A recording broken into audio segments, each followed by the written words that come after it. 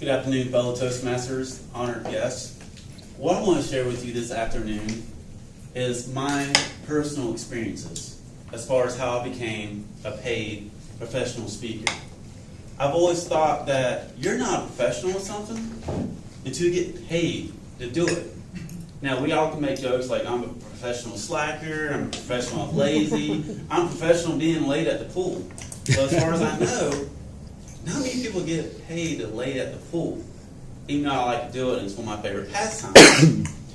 I didn't read this off of a book or got this off of the website. I'm going to share with you my personal journey on how I got to be paid to professionally speak. Now, picture me in high school. I was that shy introvert. I never was the one to raise their hand. For example, Peter asked a question earlier. I knew it was fear, but I didn't say fear or raise my hand. And God forbid, in algebra and calculus and geometry class, I had to go up to the chalkboard and solve the problem. And I would nearly faint out of embarrassment if I got it wrong. So yes, I was that shy person. And my journey, I would say, started in 2005 when I worked at this company called Transworld Systems.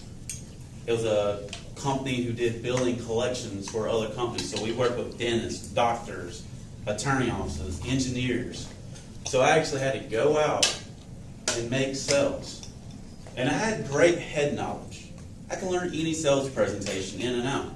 I can spit out facts, numbers, but sometimes when the heat was turned on a little bit, it's like when you get in your car today, I would kind of shudder a little bit. I'd kind of clamps down. Lips started to flutter a little bit. I know I lost sales. Unfortunately for me, I went to a regional meeting in Atlanta, and the manager in Atlanta suggested Toastmasters. I did some research. Toastmasters was a group that got together, encouraged each other, helped each other out as far as public speaking, communication. So as a New Year's resolution, 6 months later, in January of 2008, I joined University City Toastmasters. Come to find out, I enjoyed it. I love being front and center. I love speaking. Also learned some of the things that hinder my public speaking. For example, one speech, it is documented, I said also 34 times. And it's a constant learning process. For example, Peter Stomack, one of our veteran Toastmasters here and one of my mentors here, mentioned anytime I introduce somebody, try to find out something personal about them and not to repeat yourself. And I watched this in a real world setting when I watched David Letterman's last show, the final top 10. I don't know if any of you guys had a chance to catch that. But when David Letterman's congratulating everybody and thanking them for being on his top 10, he said something different. So that's real world application I learned from Toastmasters.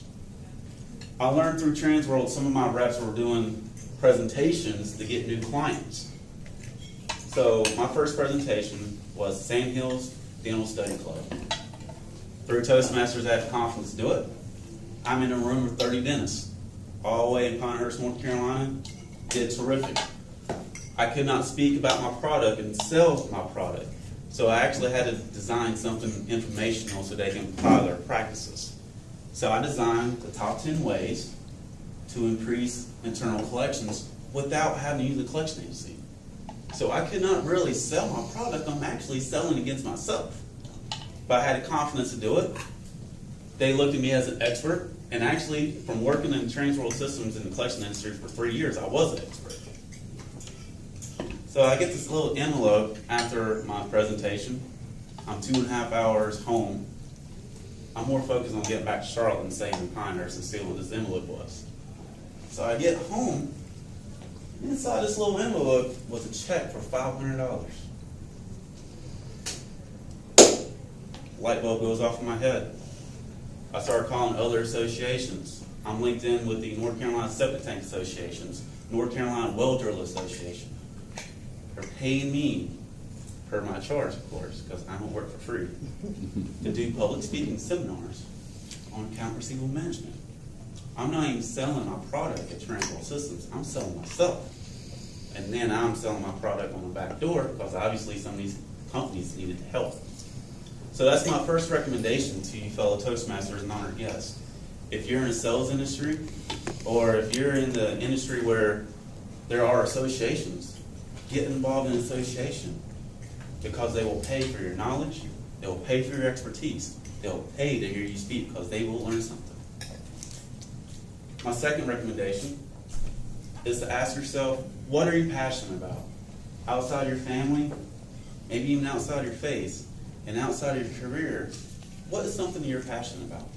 For example, one thing I'm passionate about is awareness for human sex trafficking and also help survivors out. It's one of my speeches. I've done that speech many a times and gotten paid for it. So what is something that you're passionate about with the group you want to get involved in? Get involved in that group. Do some research. Be a fighter. Stand up for a cause.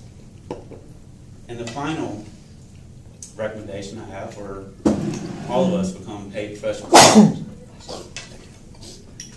is get in a group and tell your life story. There are survivors in here. There are survivors out there. I've survived weight issues and addictions. I've spoken in ministries as far as this goes. Some ministries I do collections, sometimes it's free, but I believe that if you're speaking about something that you're passionate about, the money will come. I'm speaking in addiction ministry 2 weeks from now. All are you invited to come. I encourage you. And fellow Toastmasters, that are my top 3 recommendations personally on how you can become a paid professional speaker. Mr. Toastmaster.